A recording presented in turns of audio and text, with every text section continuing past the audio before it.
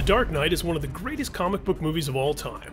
Ranked among the popcorn cinema elite and fan polls as one of the best movies ever.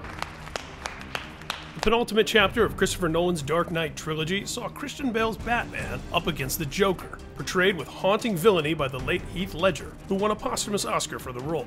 Ledger's commitment to the character is the stuff of legend, but there were plenty of other cool facts behind the scenes as well. Fancy that. Here, we'll take a look at 10 things you never knew about The Dark Knight. If you enjoyed this video, please like it and share it with your friends. And be sure to subscribe to MovieWeb to keep up with the conversation about all of the things we love. Katie Holmes skipped the sequel to make a terrible comedy.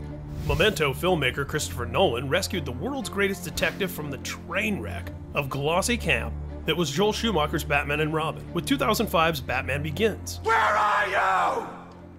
A serious-minded reboot adored by fans and critics. Katie Holmes co-starred as Bruce Wayne love interest Rachel Dawes, but the Dawson's Creek actress passed on making the sequel, opting instead to join Diane Keaton and Queen Latifah in the comedy Mad Money, which bombed with critics and audiences.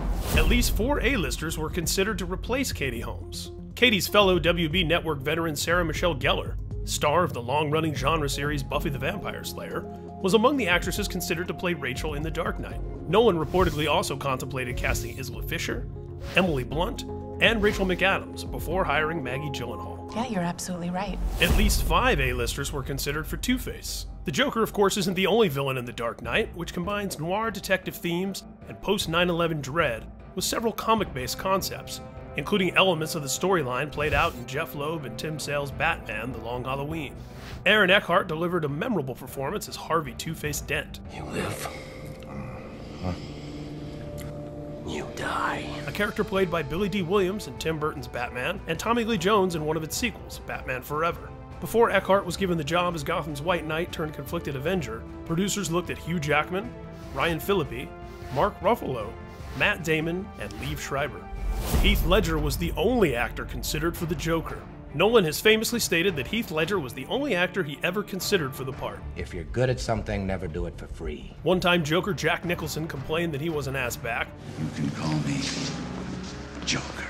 And a number of actors publicly expressed interest in the role, including Steve Carell, future Avenger Paul Bettany, and the late Robin Williams, who would starred opposite Al Pacino in Nolan's Insomnia.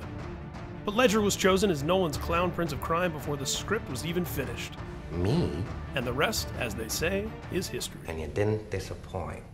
Christopher Nolan encouraged the Batman voice. Swear to me! The voice Christian Bale uses in the Dark Knight trilogy to differentiate between Bruce Wayne and the Caped Crusader became a defining characteristic, often parodied, sort of imitated by Ben Affleck in the DCEU, Do you plead? and absolutely an inspiration for Will Arnett's voice performance in the Lego Movie and its subsequent spin-off, the Lego Batman movie. Gonna have to go into double secret super vigilante mode. In interviews, Bale explained that he came up with the voice during his audition for Batman Begins, where, incidentally, he wore Val Kilmer's suit from Batman Forever.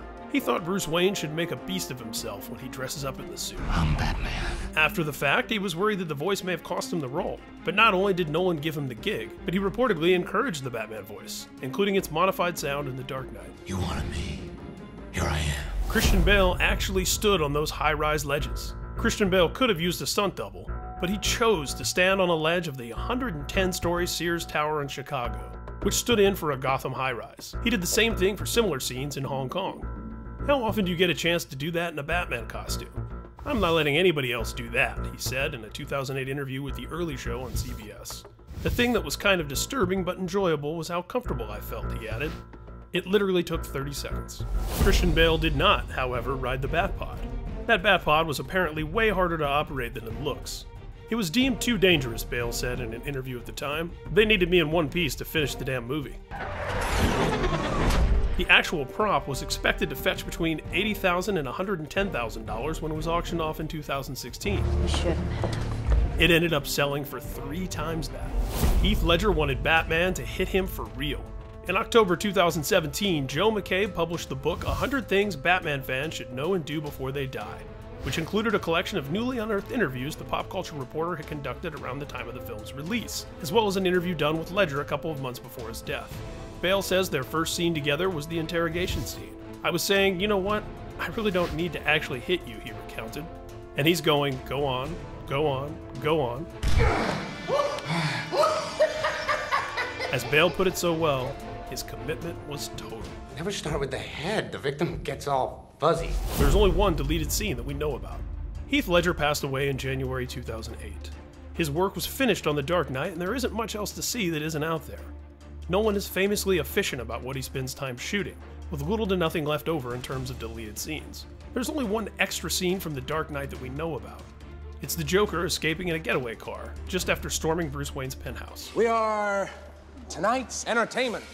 A production still is the only evidence of this scene we've seen. The Dark Knight includes a nod to Heath Ledger's daughter. In the scene where the Joker visits Two-Face in the hospital, Hi. the name tag on his nurse's uniform reads Matilda.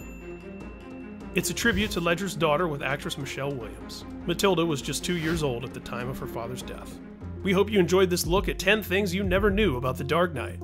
If you like this video, please like it and share it with your friends. And be sure to subscribe to MovieWeb to keep up with the conversation about all of the things we love.